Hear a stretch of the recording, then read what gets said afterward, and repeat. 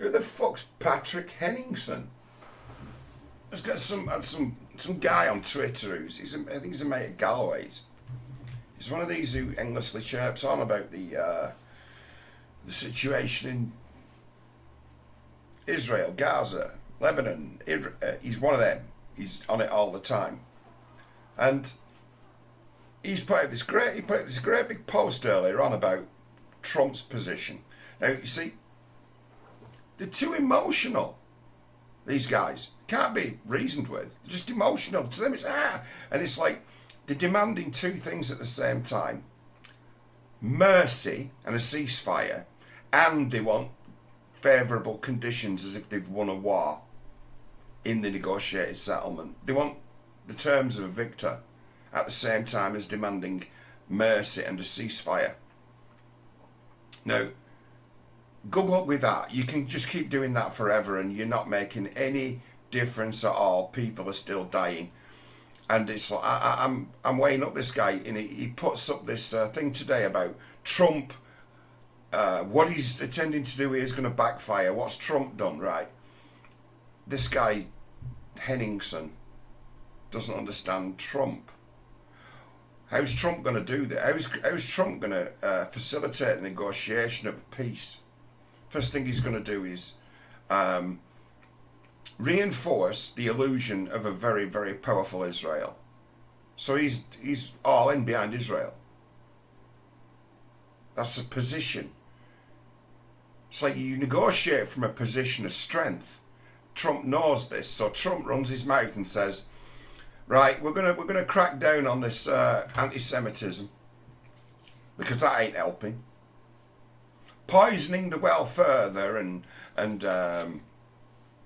just spewing of hatred and the targeting also of Israelis in the US for all kinds of abuse and blame. That ain't helping no one, and it's always been stood in the way of progress." So Trump said, right, any of this just blatant anti-Semitism that's feeding hate, it's like, we've had enough of it. So people then come and say, well, he's supposed to be a free speech absolutist. Like, okay, so that changes nothing. Don't you see that this is a position he's taking? Taking a position, he's going to build up Israel to be very powerful. And as well as that, it's like Israel is reaping untold damage on Lebanon. They're smashing the place up. As much as Hezbollah might be saying, oh, you've made very little impact, and it's like, have you seen how much destruction's been wrought on Lebanon? I'm just reading there that the amount of collateral damage, I'm not talking now about people, I'm talking about property. They've lost something like 4 billion quid's worth of housing. Oh, what? Thousands of houses, homes destroyed. Their economy's lost 4 billion. Small economy there, that's quite a poor and struggling nation, is Lebanon. Their economy's lost 4 billion, and they've lost 4 billion's worth of property. And it's like Israel are more or less only probing and raiding with the ground forces. They don't have the army to commit to just, in essence, being ambushed by enemies that aren't able to go to kind of open war. So how is Israel fighting the war? They're doing it from the air. What's the state of Lebanon's ability to defend itself from the air? It hasn't got an ability to defend itself from the air. So Israel are our superior, and they're as good as their eyes, and in nowadays satellites, isn't it? They can see everything. They can see for miles and miles. It's like they can't be stopped.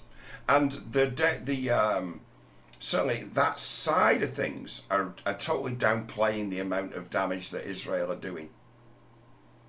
to try to not to upset morale. It's like they're underplaying how much damage the Israeli Air Force are doing to people, property. They're downplaying it. But it's like there's an outsider who can look in and say, oh God, those people are getting smashed in a war of attrition by an enemy that's going to strike at them from well beyond their ability to fight back. So it's like, how long are you going to put up with this?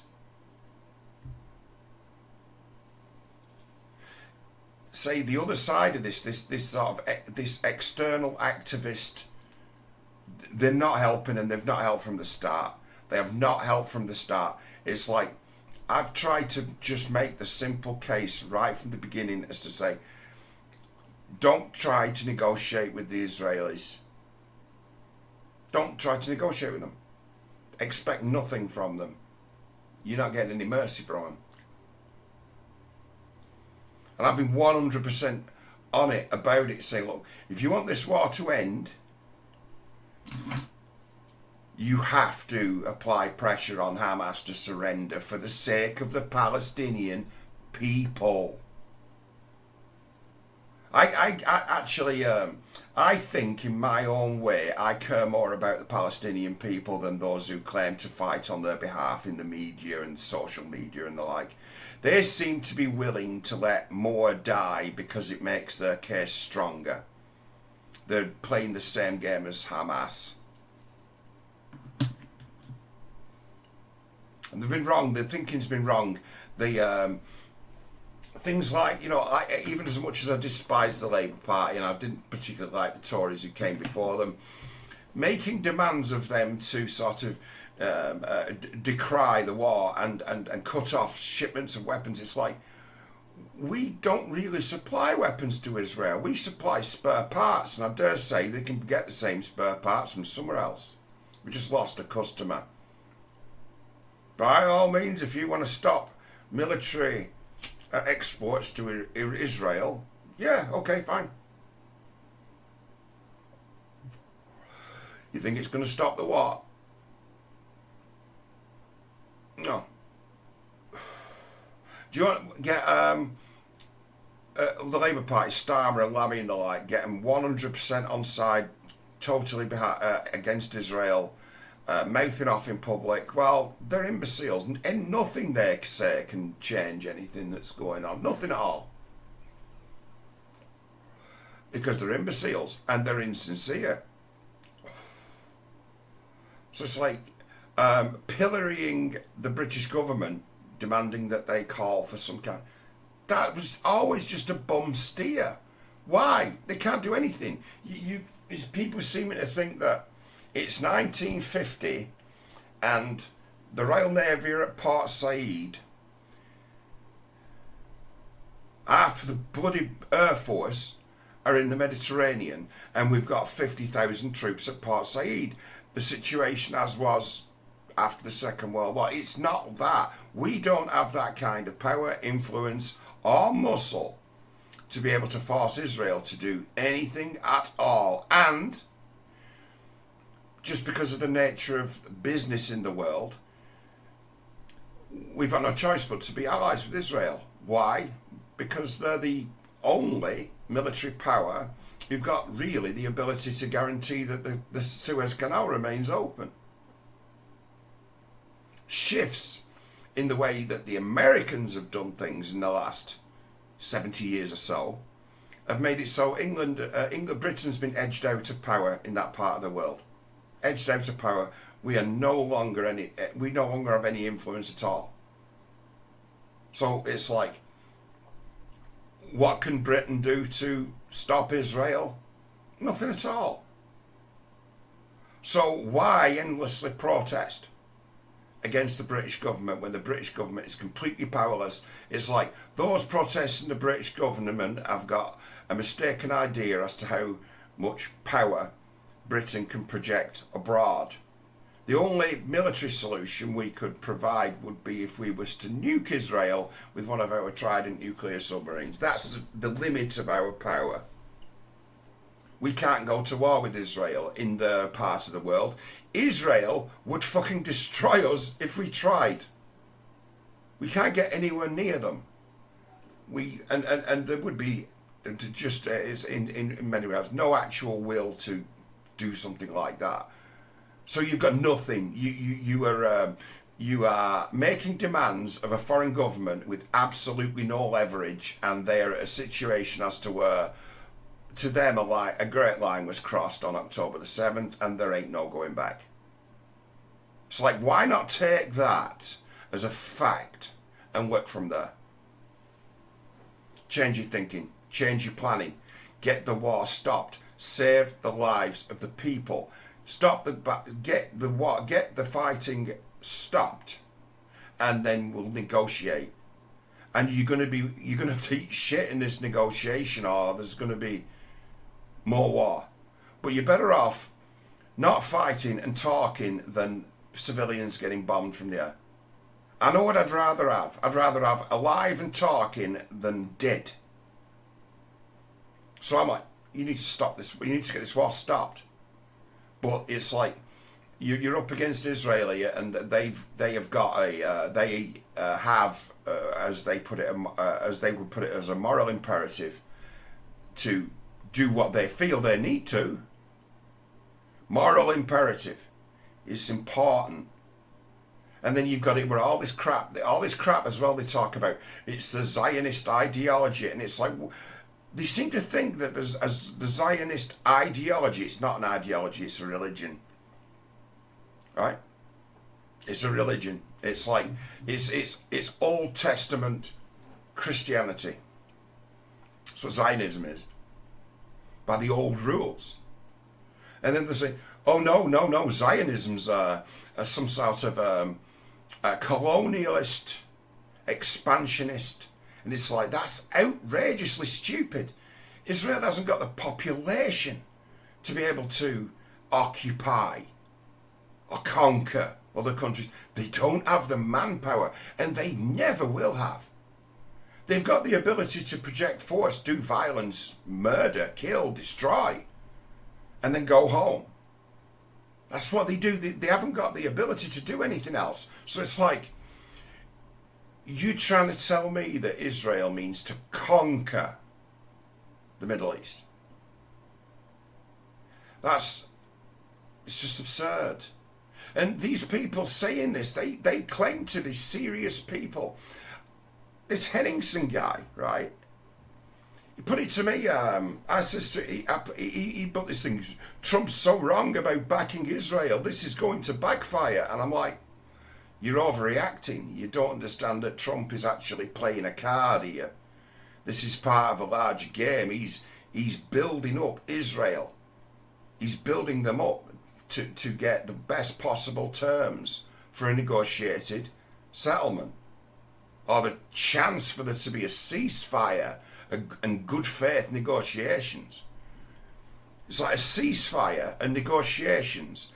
You go into a negotiation with Israel, really expect to eat some shit. Really expect to eat some shit. Certainly for the Palestinians. They'd be like, well, what about ours? What do we get? What's in it for us? It's like there's demands that Israel cease their military operations and then negotiate terms that constitute an Israel defeat. Good luck. It's never going to come out. It's never going to come off. The guy accused me of being like a QANON, like a fucking weirdo. And I'm like, are you for real? Is the best you can do to smear me when I say, look, you've overreacted? And I'm like, it's going to take new thinking to stop this war. Make the case as to poisoning the well further. Poisoning the well further is going to waste time and lead to more deaths. If Trump wants to say the words to attempt to cut back or curb some of the hatred that's been misplaced amongst helpless people who wish they could do something, and when they do something, how it manifests as is to, in essence, those Jews, what you might even call an anti-Semitic bent on propaganda. And you get people leaving me comments saying, there's a difference between anti-Semitism and being critical of the state of Israel. It's like, no, there isn't. That's just the excuse. You look at what people say, and it's about, we hate the Jews. They need to be stopped. That's what they're saying. And then when people say something needs to be done about anti-Semitism, they always come back and say there's a difference between criticism of the state of Israel and criticism of the Jews. Says, well, why don't you do that? I criticise the state of Israel a lot. I think they're dangerous. I think that how dangerous they are. This is my point about it. It's like Muslims have been telling me in person and over social media for years, Israel's a rogue state, Israel are tyrants, Israel are hell-bent on genocide, Israel are, and I'm like, okay, if Israel are all these things, why are they? Why do you endlessly provoke them if they're as dangerous as you say they are? And then at the same time, there's a war kicking off, and they're raining down fire on people, and they're unopposed in the air, and that's their chosen method. That's their way of doing war, is to bomb the crap out of you. It's like, and now you actually downplay. Before the war, you've seen that these guys are dangerous, murderous tyrants who can't be reasoned with, etc. They've then been provoked, and now they're at war. They're downplaying Israel's ability to do actual harm. I'm like, which is it? I'm like, you guys who are ostensibly protesting this war are rubbish at it. Rubbish. This Henningsen guy accused me of being some kind of QANON loon. It's like, what do you want? What do you hope to achieve? And it's like, the path that they're on, right? They're willing to ostensibly white.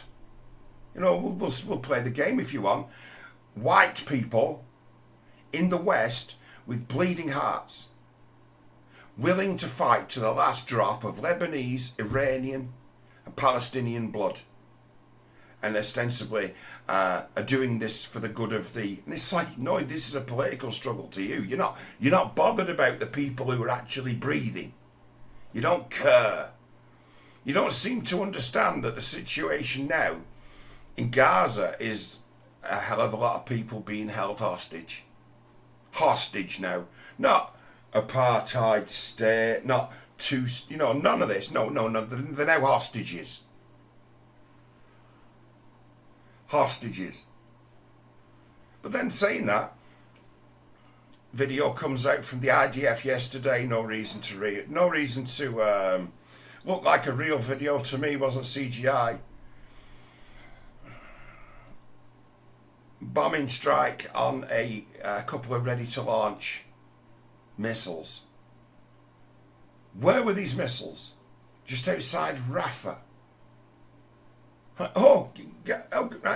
So from inside Gaza, while begging for mercy and demanding a ceasefire, they're still firing rockets into southern Israel.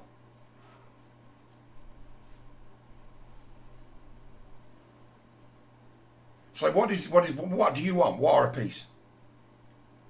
It is a black and white situation. It's that simple. Do you want war or peace? Peace is going to be very difficult because Hamas set the world on fire. So peace is going to be difficult. So you're going to have to pay a high price for peace, and you need to accept that. So the people don't die. So the people survive. So the people can go back and live and thrive. And it's like, those who are supposedly against the Israelis and demand an end to the war, no. They're demanding a continuation of it until basically hell freezes over and Israel decide to in essence, surrender. It wasn't so many weeks ago I was seeing that the pro-Gaza side were talking about Israel losing this war. And I'm like, losing? It's out of the question, because they're not going to stop. The only way that Israel lose the war is if they just stop and stop and then say, "Oh, we're sorry about what we've done. What can we possibly do to compensate you for your loss?" No, never going to happen. Forget it. They're not going to be humiliated by another ceasefire. They will not. That's why we're where we are. This shit that's going on now is the culmination of 30 years. Have Israel ever broken a ceasefire that they've had between them and Hamas? Have they ever broken a ceasefire? They may have done. But I tell you what, it's like Hamas have never been held to one, ever have held their end up of a ceasefire. They've broken every agreement that they've ever been given. So it's a matter of, people say that the Israelis are not honourable actors and shouldn't be negotiated with. It's like, well, are Hamas, are they honourable people to negotiate with? No. So where's your peace process start? How do you imagine that a peace process sort of takes place? How do you envisage a de-escalation? What might that look like? It's like these people are so emotional and so entrenched in who they think the good guys and bad guys are that they distort the whole picture of what's going on. I'm not pro-Israeli, but I do understand their position. And I'm like, in understanding their position, oh my God, are they dangerous? You know, they're more dangerous than their opponents think they are. And their opponents were always like, oh my God, these people are the devil, Zionists. It's like, no, they're kind of the children of a very punishing God. It's in the name of the place, Israel. We who wrestle with God. That's their God. That's what you're talking about, Zionists. They live under a very cruel and punishing God that knows everything, sees everything. And if rubbed the wrong way, if pushed in the right way, is the God of kill them all. Kill them all. They're like, nuke the site from orbit, it's the only way to be sure, God. I've tried to explain it to people. You don't understand who you're dealing with. You think you're dealing with just human frailty, like hubris. No. You're up against blood vendetta and moral imperative. It's like there was a thing, wasn't there, it was about 6 months ago now, where you get guys like that Max Blumenthal, these grey zone guys, fundamentally seem to be decent people to me, but as soon as Israel comes up, something happens there, they lose their minds. And there's that October the 7th, the story got around as to where that it goes as far as saying that most of the Israeli casualties were caused by the IDF. That the Israelis killed their own people to stop them being taken hostage. And it's like, to some degree, that might be true. To some degree, I would accept that was true. They have, you see, once they've cracked the lid off their military doctrines, where it's like, okay, we go to total war, they would rather kill their own citizens in transit to being taken back to Gaza. They'd rather kill them than have them stand as hostages and be used as leverage, and to be used as human shields, and to be used as bargaining chips. They understand the ins and outs of hostages, and the methods to some might seem savage, but to them, they're like, We hate this, but it's all we can do. That's what we're left with. And then people say that Hamas using hospitals, and Hezbollah as well, using hospitals and the likes as command centres to store their weapons, places for their troops to rest, etc. Well, they do that. I've heard it said recently that that's a conspiracy theory, that the Israelis are just deliberately destroying hospitals to just fuck with people. That Hamas don't use schools, don't use hospitals. But Hezbollah the same. Don't use schools, don't hide amongst the civilians. No, they don't do that. That's a conspiracy theory. That's a Jewish, Zionist conspiracy theory. Like, you have lost the plot. You're out of touch. You're not paying attention, and you don't care about those civilians who are dying. It's a political weapon to you. You want to be seen to ostensibly be on the winning side and be one of the good guys. And it's like, nah, any notion of certainly Hamas being the good guys, that just ended on October the 7th. Spent years studying this, and I don't look through a lens of hatred. I'm not anti-Islam in any way, shape, or form. I'm not anti-Semitic. I understand both sides' positions, and I'm like, that part of the world, the language is saber-rattling. The saber-rattling is what keeps the... When there's peace in the Middle East, it's the saber-rattling that keeps the peace. You're better off talking than fighting, always.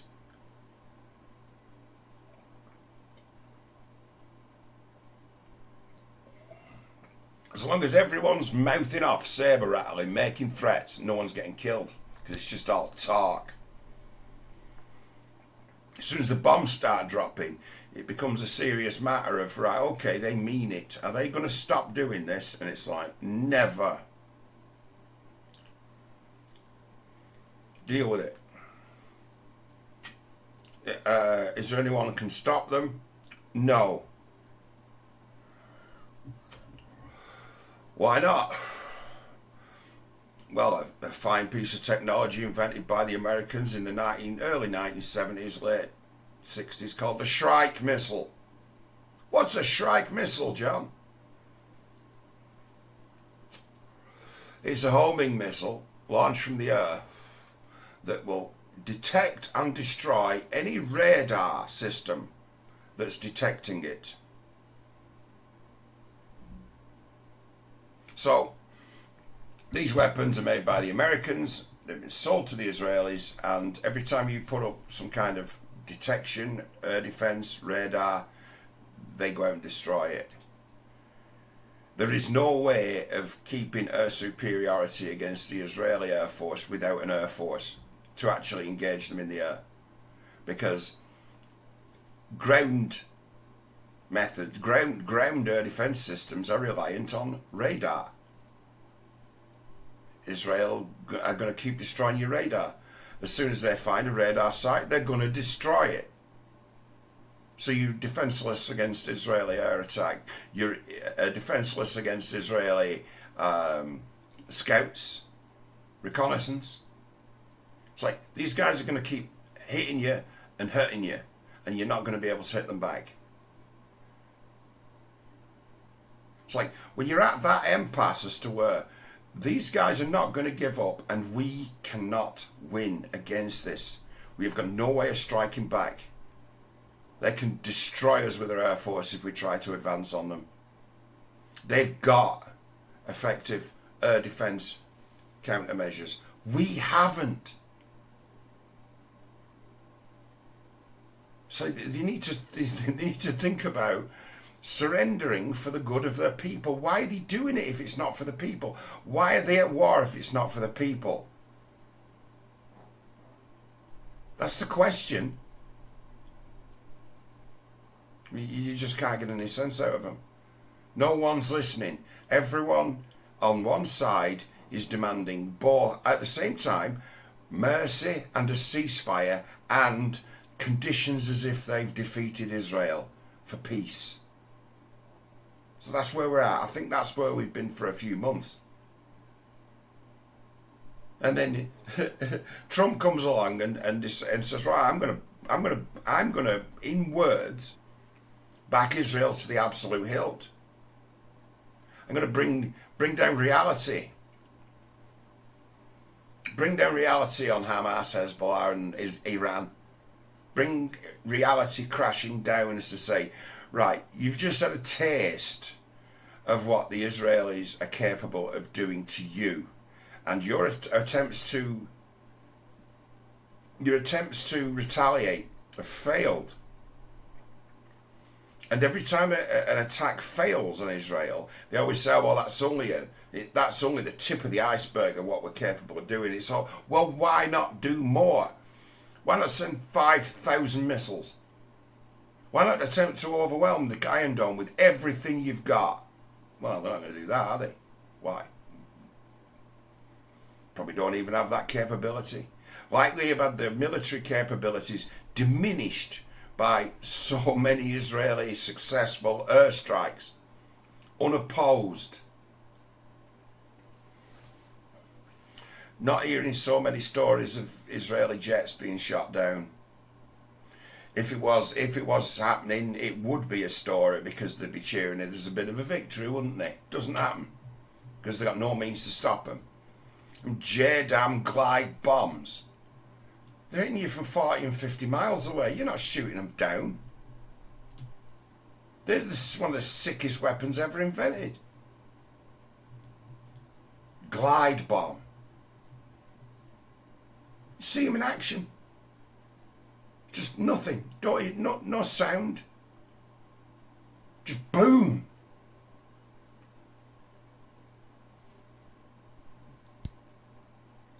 And that's not a matter of.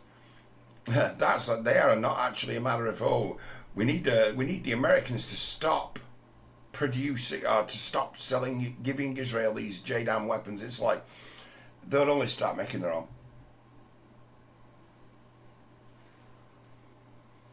The principle of them is so simple that the Russians didn't have them up until recently, and now they've got them.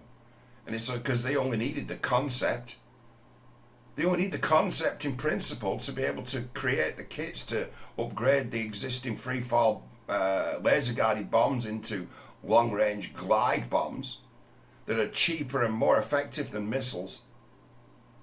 Don't carry any fuel. Can just be bombs. Bigger bombs. Do more damage than a missile can. A huge bomb with a glider kit put on it. Drop from high altitude.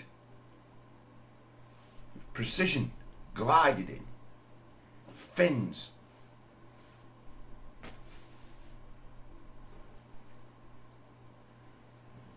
It's like there's no one stop. There's no one stopping Israel. No one's coming to save. The Americans are not coming to save the Palestinians, the Lebanese, the Iranians. They'd like to see this trouble sort of sorted out and dealt with. So now it's a matter of, for the Israelis, it's like, right, how much punishing damage can we do? Right? You have to remember, Trump is not the president of the United States of America. Not yet. At the minute, he's just someone who can run his mouth. His word is not policy. At the minute, he's just a high-profile negotiator. So it's like anything that Trump says and does now has to be seen as talk, because that's all it can be. So when Trump starts running his mouth, seem to think that he's not thinking about it. Pathetic. There's something that Trump, the art of the deal. We've seen this before with Trump operating. Show of force, negotiate from a position of strength. So it's like, if you don't understand this, if you don't know this, it's like, it's not his fault that you don't understand how to negotiate. I understand how to negotiate. First thing that you have to be is honest about what the real situation is. And from that, you can negotiate. If you're going to delude yourself as to what the situation on the ground is, your negotiations are just wind.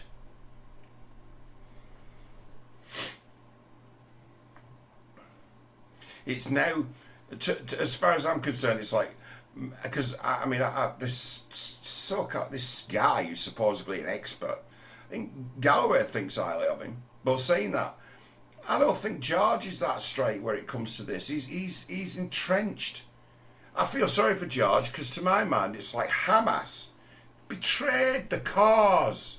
I actually don't. I haven't got a problem in normal circumstances with people who campaign and in their way fight for the rights of Palestinians. I stand with them to some degree. I think they've got a point. They've got before it's October the 7th. Yes, they had a position. They were in a position as to where it's like, yes, I can see your part of it, but unfortunately, it's like you haven't got anyone who can negotiate. You've got Hamas, and they don't seem to be interested in that. They seem to be interested in war in perpetuity that actually also keeps them in power.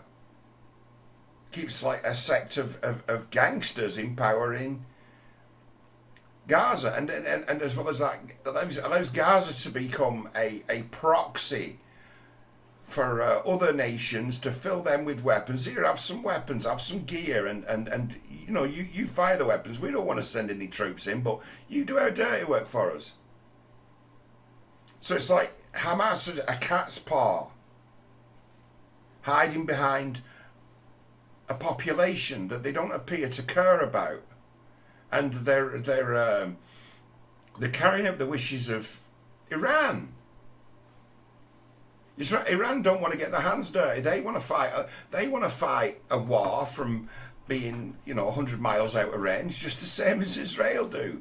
But instead of having a sort of an air force that can be in and out and destroy, no, they've got people on the ground who they've armed.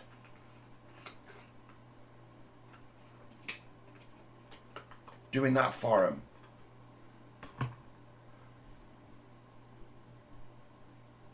It's like the people who are ostensibly sort of opposing the Israelis, they don't care about what their side gets up to. They're going to pass. It's all about Israel, Israel, Israel, Israel.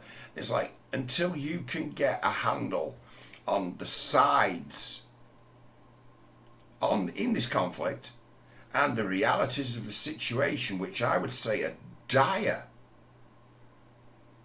there's no sense to be had. There's no peace to be won.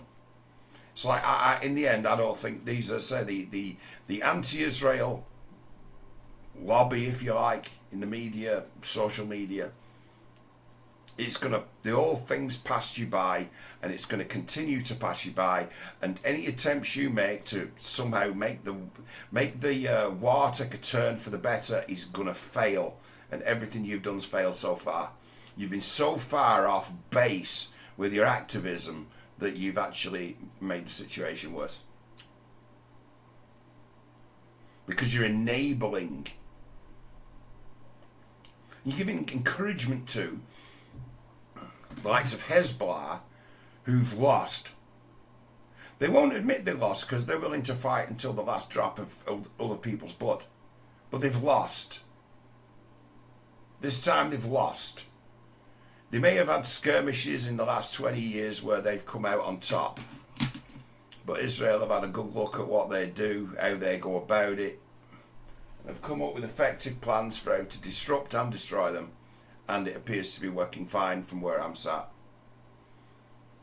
I'm not hearing stories of Hezbollah defeats. I'm seeing that them get blown to bits, and them claiming that they haven't been blown to bits and they're still combat effective.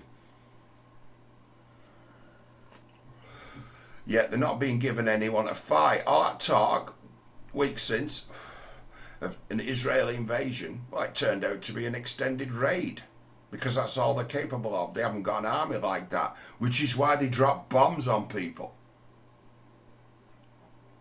It's like, for a minute, why not disengage and actually, just for a time, right, let the process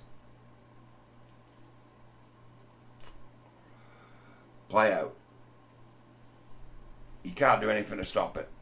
I can't do anything to stop it. You can't do anything to stop it. No one outside Israel can do anything to stop it. Trump might be able to. But all Trump's going to do is he's going to just bolster Israel's hands, so Israel have got a stronger position to negotiate from. Because all wars end, and all wars end with a negotiated settlement. Even when one side's been totally decimated, there's still a negotiated settlement. And it's like, work towards that. Because it's Trump's plan to make negotiations of peace extremely favourable to Israel. And that'll be a reality of the situation. And that does mean peace. It means that kids stop being bombed. That's an improvement.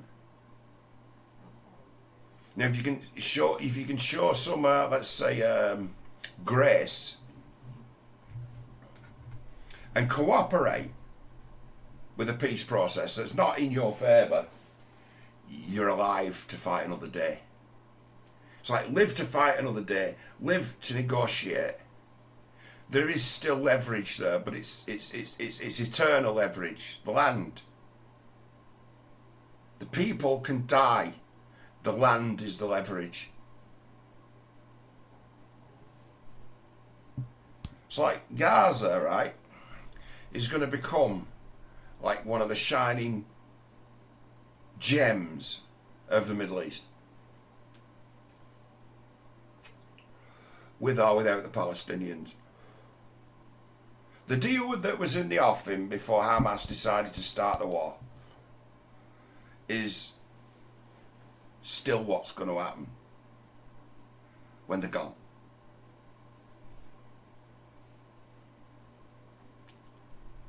Take it from me, I'm not on no one's side.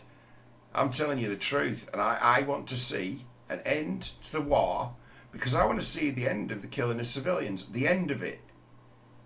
It messes people up. It messes up people I like. There's people, you know, who are in the way, up to their eyeballs in this struggle in their minds, that I think the world of, that I've got all the time in the world for. And I look at these guys and I'm like, you know, the best thing that could ever happen for you is for this war to end. For you personally.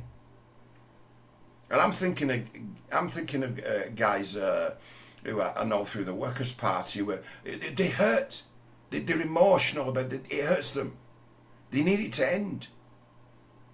So I mean, Workers' Party guys who I think the world of, Amir Farouk, Imtiaz, George. They're my friends, right? They're my mates. I like them. I actually, you know, I have got all the time in the world for those guys. And they are 100% behind, you know, Palestinian, stop the Israel. And I'm like, you need this war to end because it's hurting you. They mates of mine, I like them. They're my friends. And I see them hurting. And I can say in recent times, find myself going to it. I'm at events surrounded by, you know, the lovely people. I mean, be Pakistani Muslims from like Rochdale and Oldham. They're good people, I like them. But I see how they suffer. And the war needs to end, and it's not going to be a victory, because that's never been on the cards. Never. It was the October the 7th attack was a forlorn hope. It was like, right, okay, let's probe and see if we can get them to capitulate with terror.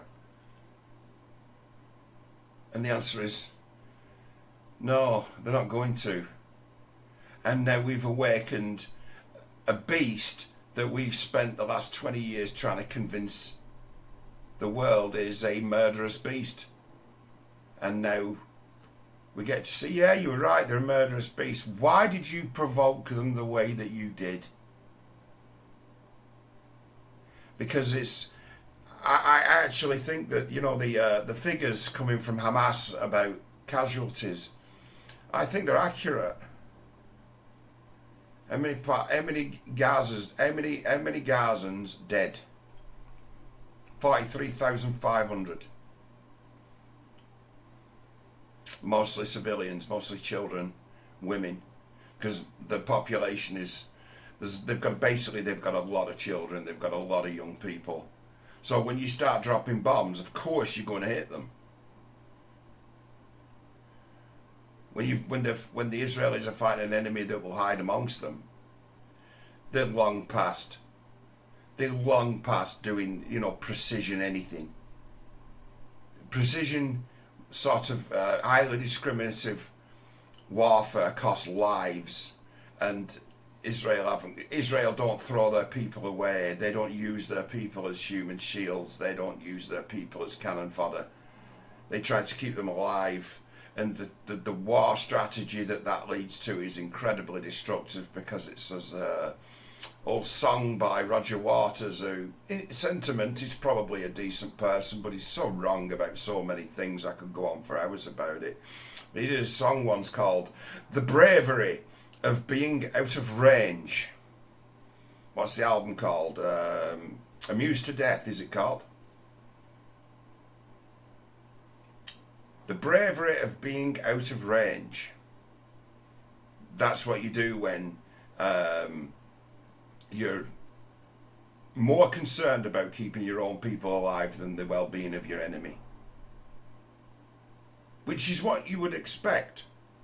But in actual, real terms, what it amounts to is long-range, indiscriminate warfare.